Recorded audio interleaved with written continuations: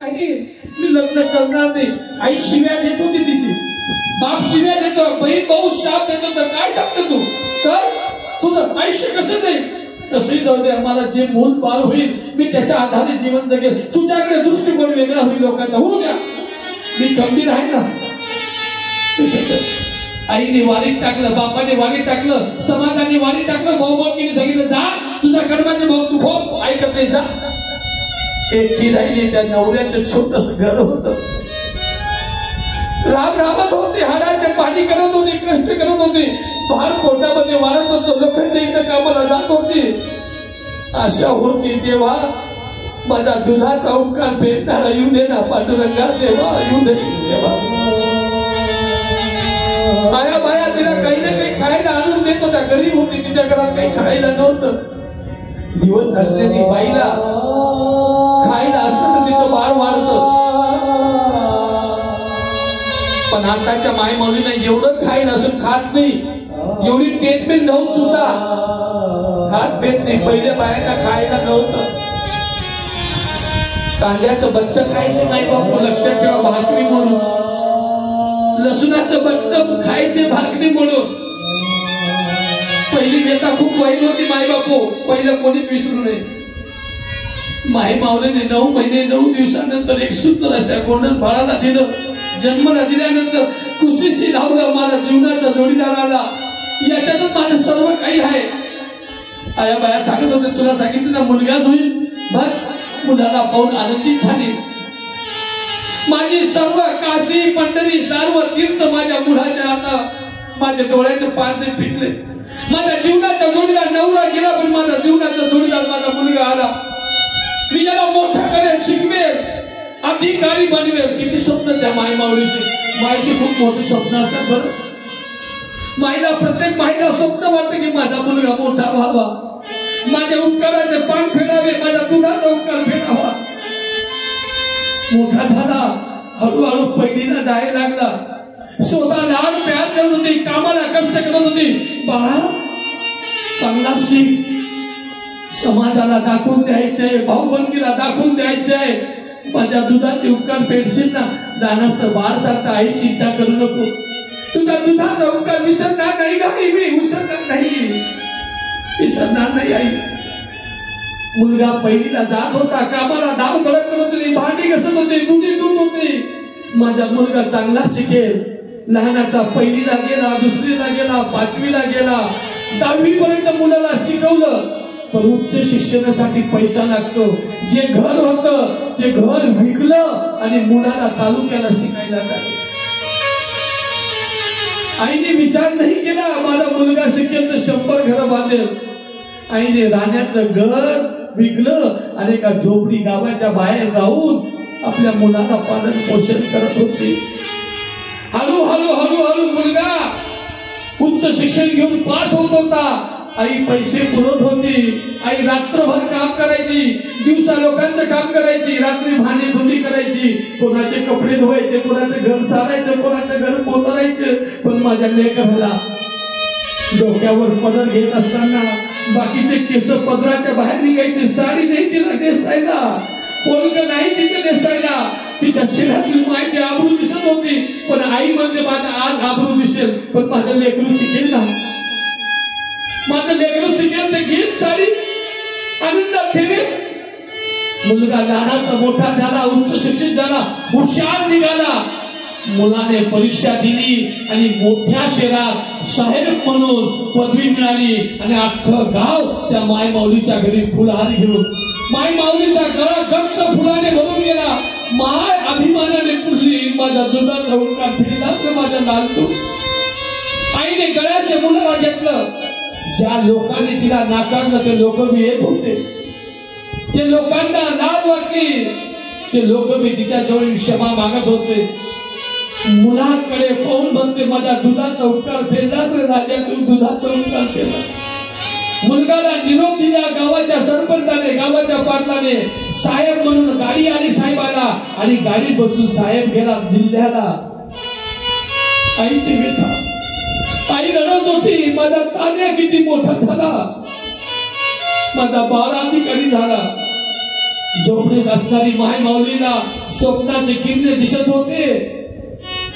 हळूहळू हळूहळू 12 महिने झाला, मुलाची चिठ्ठी नाही, मुलाचा परतावा नाही. आई रडत होती, माझा लेकरं कुठे गेला असेल नोकरीला. असं करत करत 2 वर्ष झाले माय बापो, तो मुलगा परत आलाच नाही. आई कुणापा करत होती, गावच्या पाटलाला सांगत होती, दादा माझा मुलगा कोणत्या शहरात अधिकारी सांगा ना. आईची विसर पडली. माय बापो, दुधाचा उपकार विसरला. पैबाला लग्न केलं, लव्ह मॅरेज केलं. आईला वाटलं माझा ताने या गाडीला येईल, आईला वाटलं माझा साहेब गाडी घेऊन येईल, आईला वाटलं पावसाळ्यात घर बांधेल. पण आईचे डोळे पाणावत होते, आई म्हातारी होत होती. आईला दिसायला कमी झालं. आई खात होती, एसटी आली, आई म्हणत होती मला राजा उतरेल. उतरला नाही. आई म्हणत होती मनातल्या मनात, नाही नाही माझ्या सोन्या, माझा राजा, माझा मुलगा साहेब आहे, तो कसा एसटी वर येईल, गाडीवर येईल. मायची ममता वेगळी असते. असं करत करत 5 वर्ष झाले. ज्याला साहेब बनवलं, ज्याच्यासाठी सर्व शरीर राख रांगोळी केली, साहेब 5 वर्षापर्यंत आलाच नाही. पाटलाला विचारलं, पाटील. पाटलाच्या लक्षात आलं, पाटलाला वाटलं बायकोच्या नांडात विसरला आईला, दुधाचा उपकार विसरला. पाटील मला पत्ता द्या हो, माझ्या बाळाचा पत्ता द्या हो. माझ्या जीवनाचं काही खरं नाही, मला एक वेळा माझ्या बाळाला पाहायचंय ना. ज्या आईला 5 वर्षापासून विचारलं नाही तरी तिच्या हृदयावर त्या लेकराला भेटण्याची आस, ती म्हणजे ममता.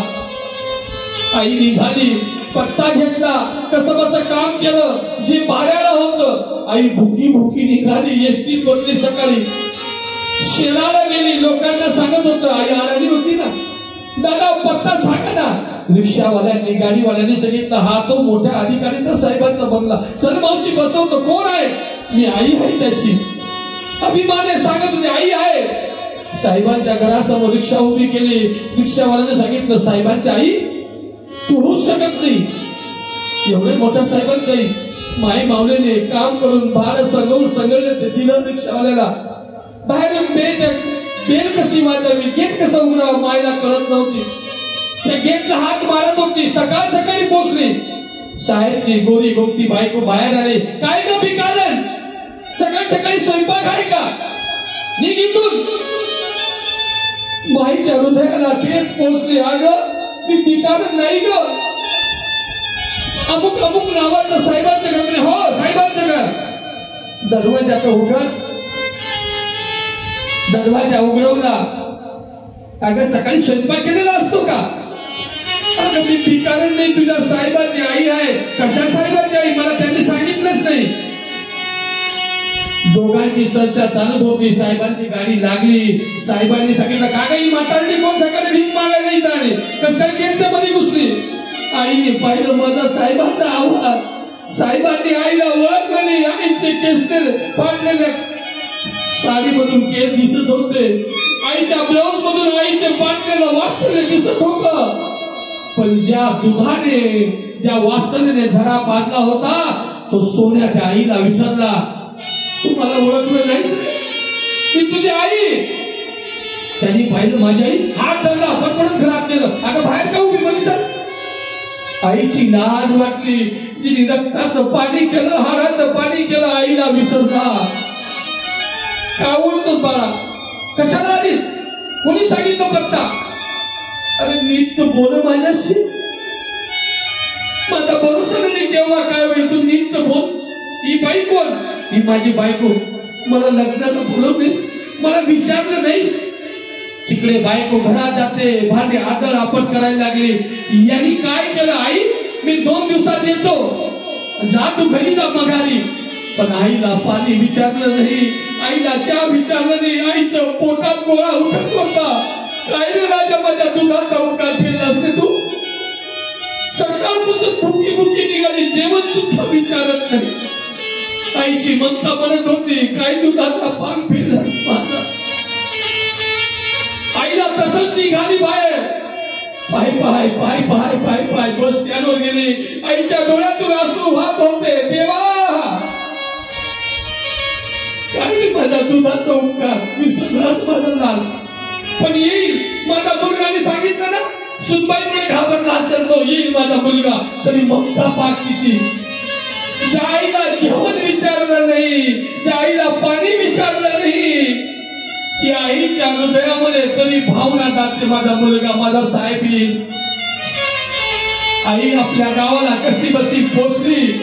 पाटलाने विचारलं, का ग मावशी तुझा मुलगा? माझा साहेब उद्या येणार आहे, माझा साहेब उद्या येणार आहे. आईने सांगितलं होतं, सोन्या अरे मी ज्या घरात राहते त्या घरात शेत गळतं, त्या घरात पाणी पडतं, मला झोपायला जागा नाही, रात्र रात्र जागा होते, काहीतरी व्यवस्था कर. मी सांगितलं माझ्या मुलाला 2 दिवसांनी तर बंगला उभा राहील माझ्या मुलाचा. ममता पहा, तिला पाणी विचारलं नाही, जिने संसाराच्या लोकांचं ऐकलं नाही, मुलाला जन्म दिला. त्या आईला विसरून जाणारे मुलगा जन्माला आला, वास्तव्याला विसरला. आईचे डोळे पाणवले, पण आईने कोणाला सांगितलं नाही. आईची ममता पोटात धरून ठेवते, आई कोणाला सांगत नाही. ती म्हणजे ममता. माझा मुलगा उद्या येईल, माझा मुलगा उद्या येईल, ही करत करत ज्या दिशेने रस्ता होता त्या दिशेने हात लावून पाहत होती. माझ्या मुलाने सांगितलं आज नाही पण उद्या येईल. असं करत करत महिना झाला, पण मुलगा आलाच नाही. आईला वाटलं हा बायकोच्या नादात वेडा झाला, आता येणार नाही. मुलगाच धावा करत करत आईने पंचप्राच्या खाटीवर सोडले. आई आनंदात विलीन झाली, आई वास्तव्याने मेली. साहेबाला चिठ्ठी पाठवली गाईच्या पाटलाने, साहेबाच्या बायकोने फाडून फेकली. साहेबापर्यंत निरोप गेला नाही. आईला सतीगती लावली गेली, जिने अख्ख्या जवानीची राख रांगोळी केली. त्या आईला त्या मुलगा विसरला, आई बाप विसरला. विसरू नको आई बापाला,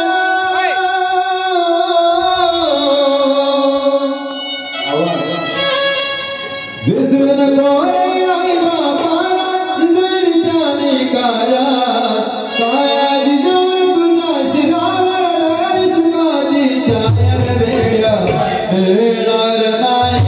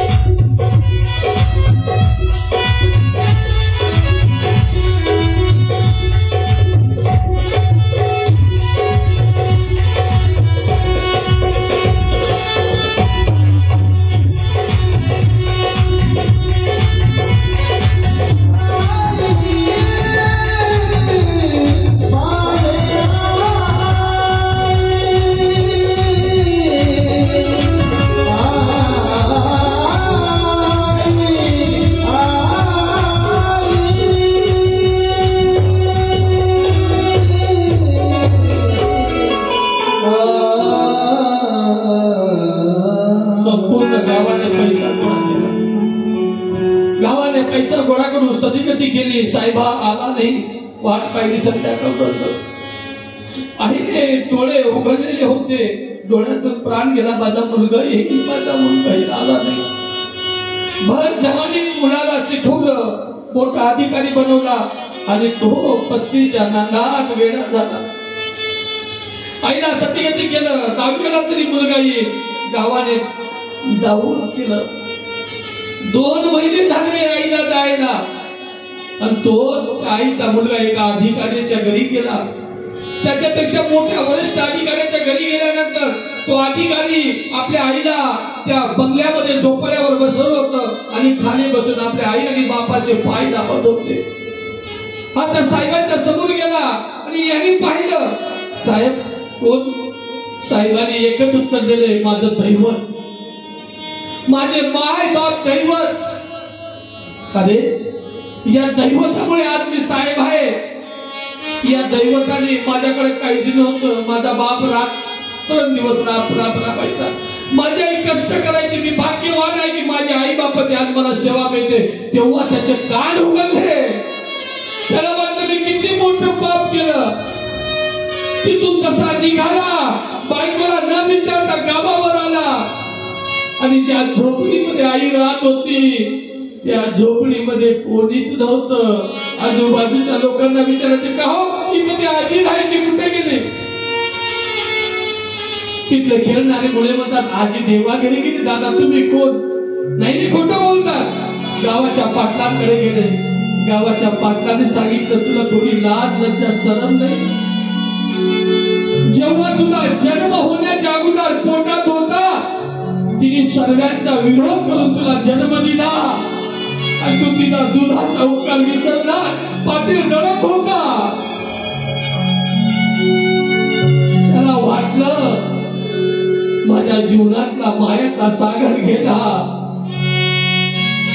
मेल्यानंतर काय उपयोग आहे बापो? पस्तावा उरतो, लक्षात ठेवा.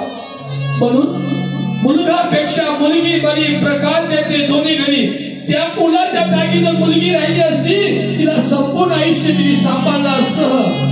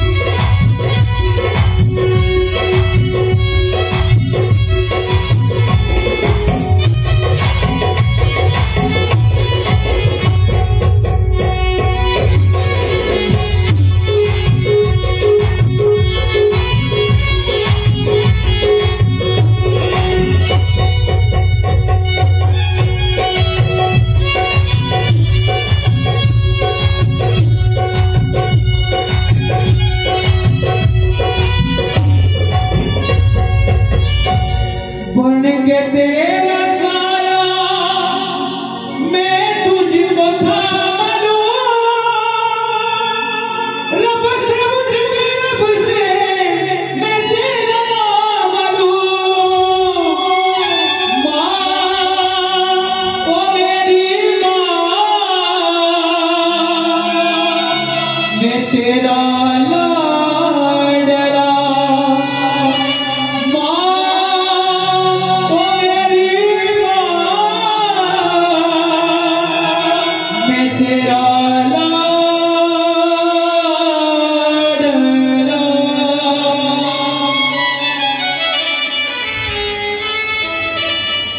आईच्या हस्तासून त्याला सापडले आणि मायबाप निघून गेले.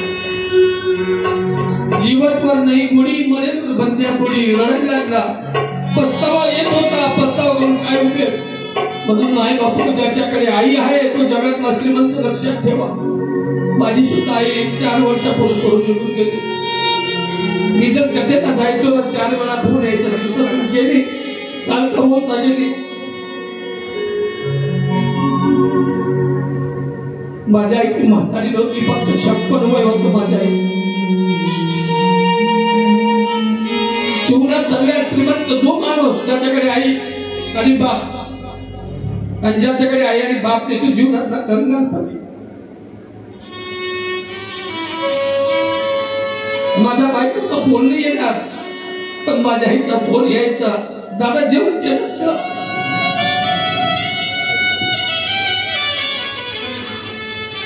विचारणारी मंत्राचा सागर आपला. ज्याच्याकडे हा सागर आहे ना तो जगातला श्रीमंत. स्वामी तिने जगाचा हाय मेरा भिकारी. स्वामी तिने जगाचा हाय मेरा भिकारी. स्वामी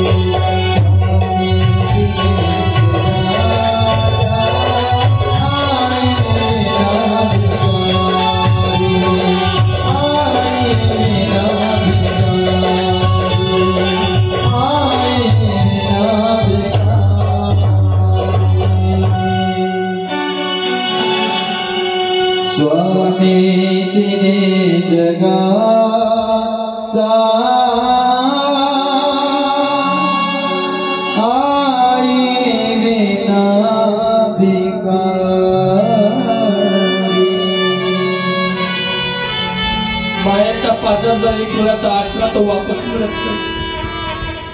तुमची आई असेल जीव लावा, बाप असेल जीव लावा.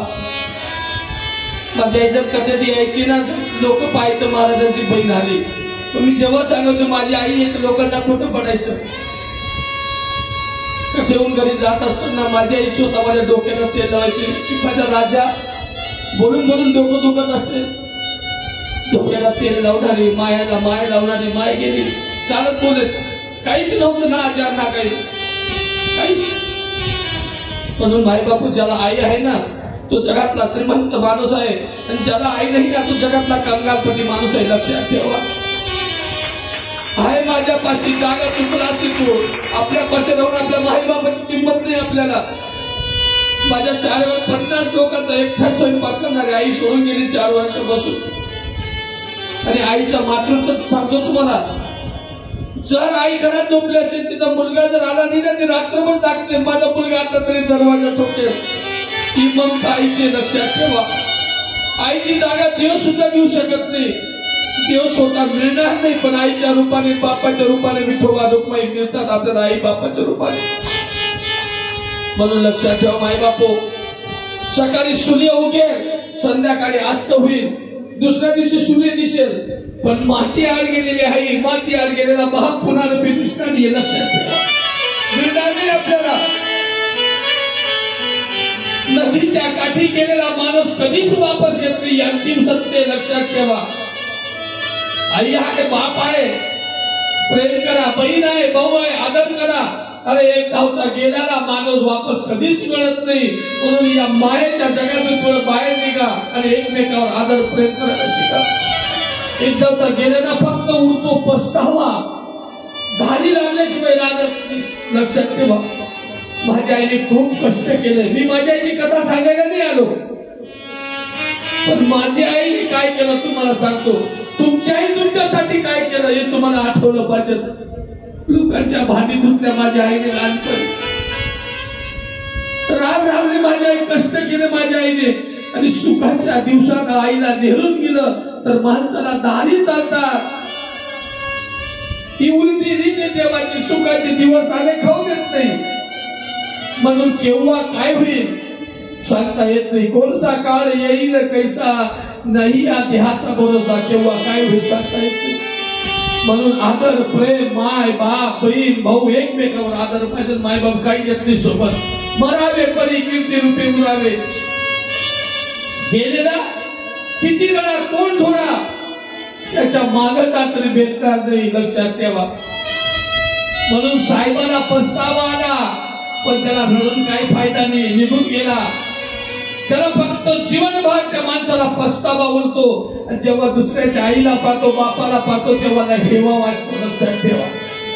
म्हणून तुम्हाला आई असेल, बाप असेल ना, जेणेपर्यंत आवाज जात असेल त्यांनी आई बापाची सेवा करा. अरे काशीला नाही गेले तरी चालेल, पंढरीला नाही गेले तरी चालेल, चारीधामाला नाही गेलं तरी चालेल. अरे माई बापाच्या चरणामध्ये चारीधाम आहे ते लक्षात ठेवा. माई बाप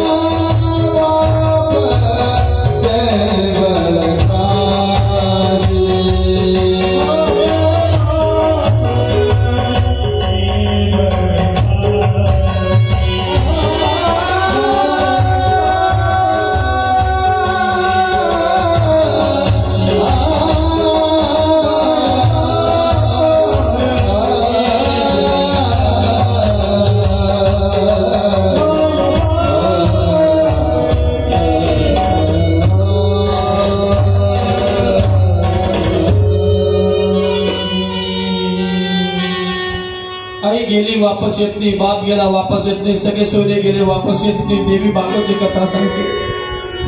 एक दिवसा गेलेला प्राणी वापस येत नाही. ब्राह्मण विधी करतो आणि ब्राह्मण सांगतो तुझी आई नाही ना, आई नाही ना तुला, मग आता तुझ्या घरी गाय पाहिजे. मग ती गाय जेव्हा आपण दाराला बांधतो तेव्हा आपल्या आईची आठवण येते. त्या गायला पाहून की ब्राह्मण देवताने सांगितलं की गाय बांधली म्हणजे ती आईच्या रूपाने असते. आणि जेव्हा आईचे एक एक चरित्र आपल्या डोळ्यासमोर येतं, गाय कशामुळे आपली आई गेल्यामुळे गाय आहे, गाय आणि माय आहे. म्हणून संतांनी सांगितलं अमरून वसरले साडी जागाय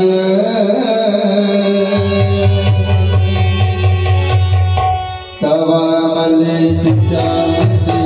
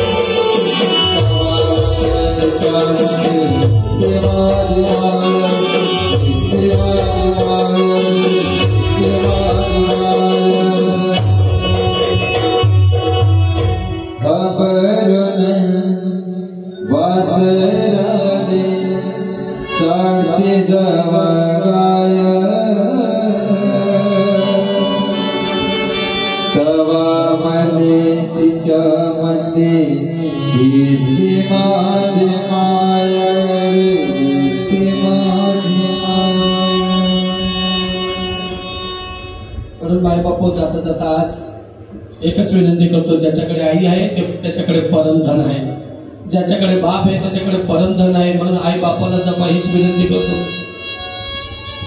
जन्म दे कहता है बेटा तेरा बाप जाने के बाद तू